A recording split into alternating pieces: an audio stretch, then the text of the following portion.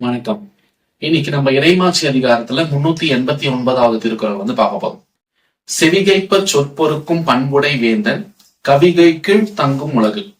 இந்த திருக்குறளுக்கான அர்த்தம் என்னன்னு பாத்தீங்கன்னா, ஒரு தலைவர், எந்த ஒரு தலைவர் தனக்கு எதிராக வர குற்றச்சாட்டுகளை, தனக்கு எதிராக யாராவது குற்றச்சாட்டு வச்சாங்கன்னா அந்த குற்றச்சாட்டுக்கு கோவப்படாம, எந்த ஒரு கோபமும் படாம அந்த குற்றச்சாட்டு என்னன்னு பொறுமையா கேட்டுக்கிட்டு அந்த பிரச்சனையை எப்படி தீர்த்து வைக்கலாம், அதுக்கான தகுந்த ஒரு ஆக்ஷன்ஸ் எடுக்கிறாரு அப்படின்ற பட்சத்துல மக்களுக்கு அவர் மேல ஒரு நம்பிக்கை ஏற்பட்டு அவருடைய ஆட்சியிலேயே எப்பயுமே வாழ விரும்புவாங்க. அதுதான் இந்த திருக்குறளுக்கான அர்த்தம்.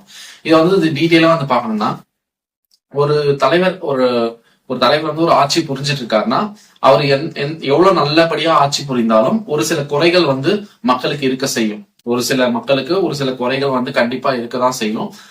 அந்த மக்கள் தன்னுடைய குறைகளை அந்த தலைவன் கிட்ட கொண்டு சொல்ல என்ன இது, நம்ம இவ்வளவு நல்லது செய்யணும், எல்லாருக்கும் நல்லது செய்யணும், நம்ம கிட்டயே குறை சொல்றாங்களே அப்படின்ற ஒரு கோபம்லாம் எதுவுமே படாம அந்த குறைகளையும் பண்போடைய கேட்டு தெரிஞ்சுக்கணும். அதுதான் செவிகைப்ப சொற்பொருக்கும். செவிகைப்ப சொற்பொருக்கும்னா தன் காதுகளுக்கு தான் கேட்க விரும்பாத கசப்பான சொற்களை, கசப்பான குற்றச்சாட்டுகளை சொற்பொருக்கும். அப்படிப்பட்ட ஒரு சொற்களை பொறுத்து கொண்டு பண்புடை வேந்தன், அந்த பண்பு இருக்க அந்த சொற்களை பொறுத்து கொள்கிற பண்புடை வேந்தன், பண்பு இருக்கிற தலைவருடைய கவிகள் கீழ் தங்கும் உலகு. அவருடைய ஆட்சியில், கவிகள் கீழ்னா அவருடைய ஆட்சியில தான் அந்த மக்கள், அந்த நாட்டு மக்கள் ஆட்சியிலே தான் எப்பயுமே அந்த மக்கள் வாழ விரும்புவாங்கன்றதுதான் இந்த திருக்குறளுக்கான முழு விளக்கம். நன்றி.